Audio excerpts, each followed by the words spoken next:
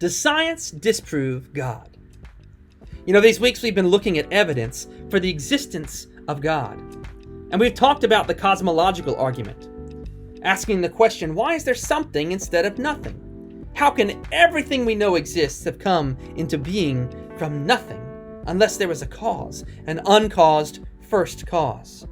And how God is a rational answer to this problem. Last week we talked about the teleological argument, the design argument, and how the sheer improbability of multiple factors that allow us to live in this universe that supports life, and on this planet, the only planet we know of that supports life. The numbers make it seem ridiculous to believe that these are the product of chance. And they point to a designer who has fine-tuned the universe for life. It's not an unreasonable conclusion. In fact, one might say it's the only reasonable answer. Today we're going to take a look at what is probably the primary argument that atheists will make against the existence of God. It's a highly controversial topic of intelligent design in the realm of biology. Most of the scientific community and almost all of our education system operates under the assumption that evolution is a proven fact. In many public schools throughout the United States, it's illegal to teach creationism. It's illegal to teach intelligent design. Because intelligent design is seen as a faith position, while evolution is seen as pure science. But is this the case? Is evolution pure science? And has evolution been proven true and intelligent design been proven false? If you were to judge only by the average American textbook in a public school classroom, you'd have to assume as much. But what does the evidence really say? Before we look at the evidence, it is worth saying first that some folks can get really defensive as soon as you challenge evolutionary theory. So, as a Christian, I want to tread lightly and with grace. It's possible that just by breaching the topic, we can threaten a person's idol. We should be able to have honest discussion. And if it's not possible, then that might be a sign already that we're not really searching for the truth. There's a lot we could say about weaknesses in the evolutionary theory, such as the lack of evidence in the fossil record, the gaps and the holes that are undeniable, the seeming sudden emergence of species in the fossil record, as opposed to gradual adaptations that one would expect through the evolutionary theory. We could talk about how observational science has not seen any evidence of macroevolution, and we could even talk about how the term evolution gets co-opted, so that to even talk about some of the evidences that we have observed in what is often called microevolution, adaptations within a species that we have seen, it somehow gets applied as though it's evidence for macroevolution across species, something we have far less verifiable evidence for. We could talk about how many adaptations that we have observed seem cyclical, like the finches that Darwin first observed. Their beaks that changed size, they returned back to normal the next season. It's far from evidence of evolution. Or we could talk about the numbers and probabilities, as mutations that we've observed almost always end up bad for a species. Not good, not advantageous. We could even raise philosophical questions, such as asking the Darwinist, how can we trust your reasoning? If life is the product of blind time plus matter plus chance, then our brains are the product of blind time plus matter plus chance. Then what makes our reasoning reliable? And we could certainly raise questions regarding the ethics and morality as it's related to the theory of evolution and the survival of the fittest. And at some point in time, we're going to have to address that. But right now, I just want to focus on 3 points that challenge unguided atheistic evolution and actually points to intelligent design. The first is irreducible complexity. See, this is where you have an organ or a system that is complex with multiple parts dependent upon the others, so that without one, you wouldn't have the system as a whole. This is an undeniable pin to the balloon of Darwinism, perhaps even a fatal blow. How multiple simultaneous mutations would have to occur randomly to form a complex interconnected system that gives an evolutionary advantage to a creature and is passed on. See, even Darwin himself couldn't figure out how the eye, a very common and irreducibly complex organ could evolve? What would be the intermediary steps? Half of an eye that would be of an advantage to the creature before the whole eye was formed. It's still a problem unresolved. And there's a great book by Michael Behe which talks about this called Darwin's Black Box. I highly recommend it. And Darwin, he didn't even know about DNA. He barely knew about the cell. He assumed that all life was chemical. He didn't know about DNA and RNA, which are mechanical in nature, where one cannot exist without the other. In fact, the more we learn about RNA and the building of proteins, we found that it is complex, mechanical, that all life requires this complex system, and they depend upon one another to work. By itself, this seems an incredible evidence of a designer who could build such mechanisms. Is it possible that random mutations could produce this? It's kind of like the illustration of the watch in a bag. Pretend you have a paper bag with all of the components of a watch: the gears, the hands, the strap, the battery, etc. How long would it take you to shake that bag in order to get a working watch? See, Darwinian faith says give it enough time and it will happen. Time plus matter plus chance. This is the God of the gaps for the naturalist, for the materialist, for the atheist, for the Darwinist. You add a few million years, just make it a bigger number, and surely chance will win out. But let's be honest, with the watch in the bag, how long would it take? I mean, maybe occasionally a couple gears might line up, but you'd shake it again and it would come loose. The simultaneous mechanical parts that are necessary to line up should tell you that it will never become a watch, at least apart from somebody placing their hand in the bag and forming it themselves, and intelligence intervening. But that raises another question. We're assuming somehow that you have a bag that's full of all the necessary parts. How did each part come to be and in the bag? Or how did even the simplest life form, how did it begin? How did life begin? This is something that, with all of our scientific advancements, we still haven't figured out or been able to recreate. Evolutionary scientists still have no idea how life could come from non-life. And to avoid the possibility of intelligent design, I've heard some of the new atheists suggest everything from aliens to crystals on the back of turtles. Talk about extrapolating from a lack of evidence. With all our advancements, we are nowhere closer to creating life. There's a joke that I think is pretty funny, and it goes something like this. In the not too distant future, science progresses to the point where scientists can create life in a test tube. And not only that, but science has advanced to the point where they can video conference with God. And so one day a group of scientists call God and they tell him, "We don't need you anymore. We've advanced well beyond your limitations. We've cured cancer. We can even create life from nothing." God says, "Okay, well, how about you create some life and I'll create some life and we'll compare and see who does it better." So God reaches down and he picks up some dirt. The scientists reach down and pick up some dirt.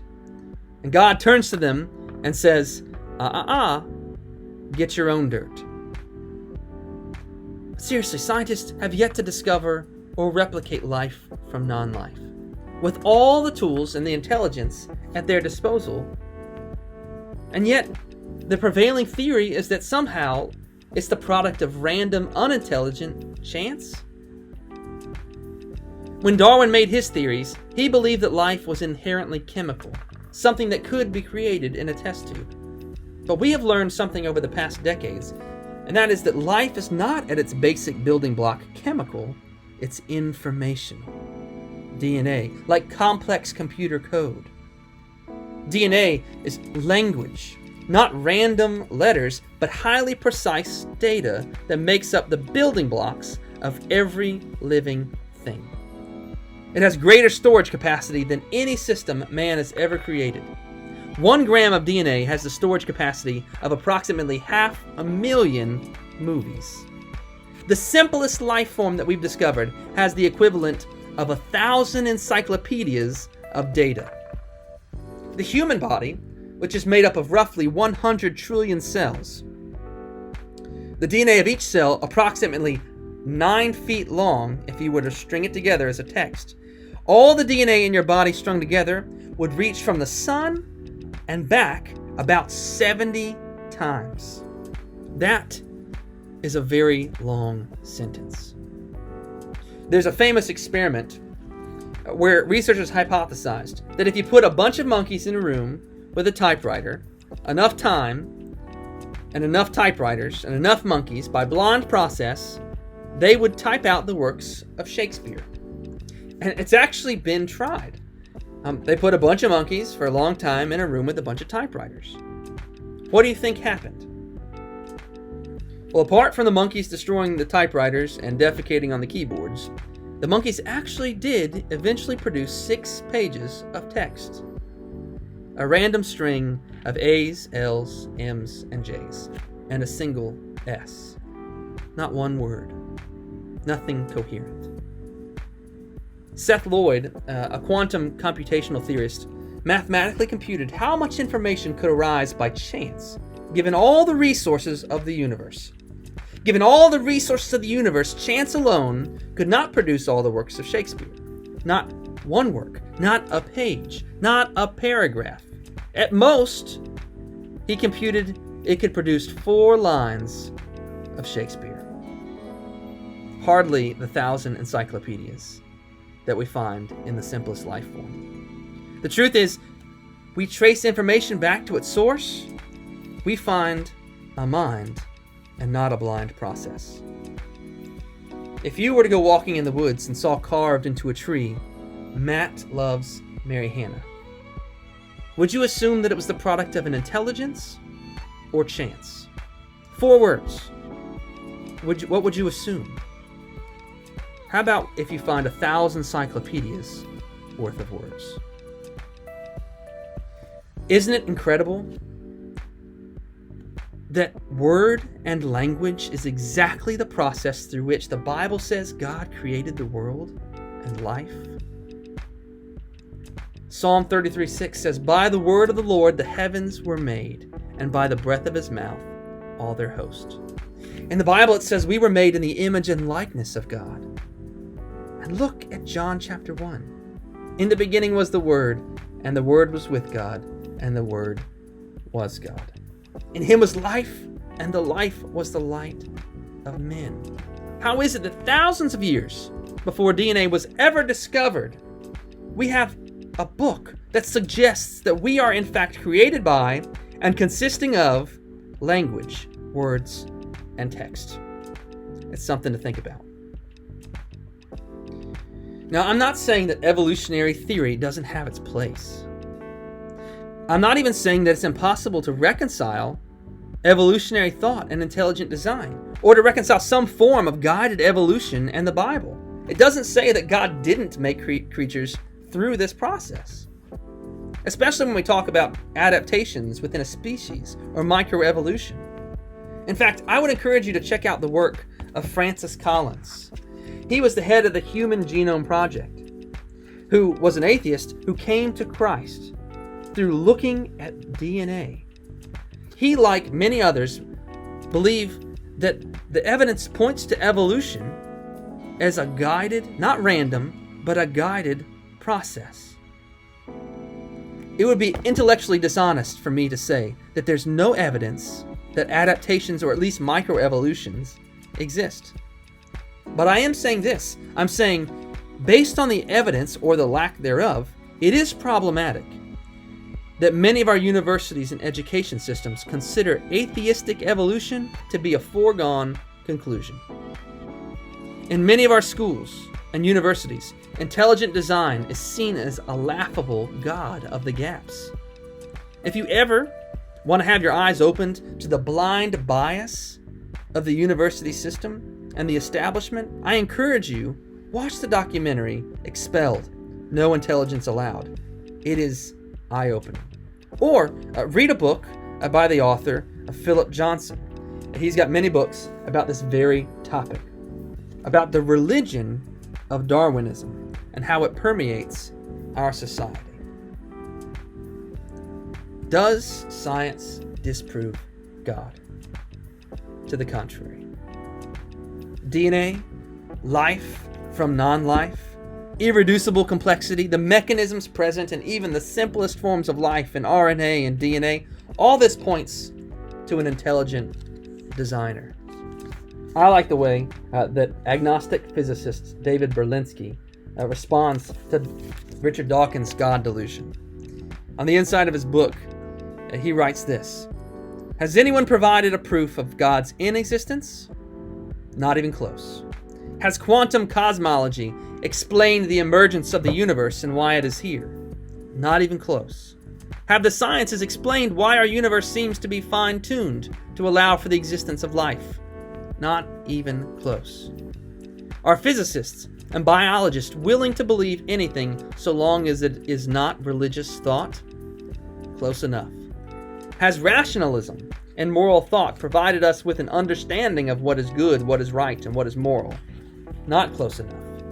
Has secularism in the terrible 20th century been a force for good? Not even close to being close. Is there a narrow and oppressive orthodoxy of thought and opinion within the sciences? Close enough. Does anything in the sciences or in their philosophy justify the claim that religious belief is irrational? Not even in the ballpark. Is scientific atheism a frivolous exercise in intellectual contempt? Dead on. It's not a question of intelligent design versus science. It's not a question of faith versus science. God versus science. God and science have never been at war. It's a war between good science, honest science, and bad science. It's a war between faith that's masquerading as science, philosophy that's masquerading as science, and true, honest, scientific discovery and conclusions. It's a war of worldviews, is really what it is. Truth claims. Julian Huxley, once a leader among Darwinists, admitted, "Why do people believe in evolution? Well, the reason we accepted Darwinism, even without proof, is because we didn't want God to interfere with our sexual desires." Or as another biology professor said, "If there's no God and we all evolved from slimy green algae, well then I can sleep with whomever I want. In Darwinism, there is no moral accountability." I appreciate the honesty that some of the Darwinists have regarding this. Even Richard Dawkins has admitted as much. Darwinist Richard Lewontin of Harvard University came right out and said it, that they must make materialism absolute, for we cannot allow a divine foot in the door, because it's not about science. It's ultimately about the rejection of God. Romans 1 talks about this. Those who suppress the truth. He says, "The wrath of God is revealed, for what can be known about God is plain to them, because God has shown it to them. His invisible attributes, namely his eternal power and divine nature, have been clearly perceived ever since the creation of the world in the things that have been made. So they are without excuse. For although they knew God, they did not honor him as God or give thanks to him, but became futile in their thinking, and their foolish hearts were darkened. Claiming to be wise, they became fools, and exchanged the glory of the immortal God for images resembling mortal man and birds and animals and creeping things." You begin to see that Darwinism is a response to God. Darwinism and materialism, like Christianity, it's a faith position. And I believe it takes more blind faith to believe that nothing became everything, became life, became dinosaurs, became humans, given enough time, matter, and chance. I believe it takes a greater leap of faith to be an atheist than to see the work of an intelligent designer behind it all. Do you? Do you believe it's a faith position? I believe it's a religion, even if it denies the name, and a dangerous religion at that. I grew up a few miles from a place in Virginia that in the 1930s and the 1940s was a facility for eugenics. A place called the Virginia Training School. And it was a program inspired by Charles Darwin's cousin Francis and put into practice by the leading U.S. evolutionary biologist of the time, Dr. Harry Laughlin. At the Virginia Training School, they involuntarily sterilized thousands of people with disabilities. The practices there drew the attention and praise of another famous Darwinist by the name of Adolf Hitler, who modeled some of what Germany was doing off of Laughlin's work. Later, Laughlin was quoted for saying that Germany is beating us at our own game. As a Christian, I'm appalled at the pictures that I've seen there, at the treatment of people I believe are as of much worth as you and I, who deserve dignity and honor, not to be treated as less than human. But if the strongest survive, why is Hitler wrong in seeking the master race and exterminating millions of people? How is this not a natural, legitimate application of evolutionary theory? Let's let that be a segue into next week, which I consider probably the strongest argument for God, the moral argument.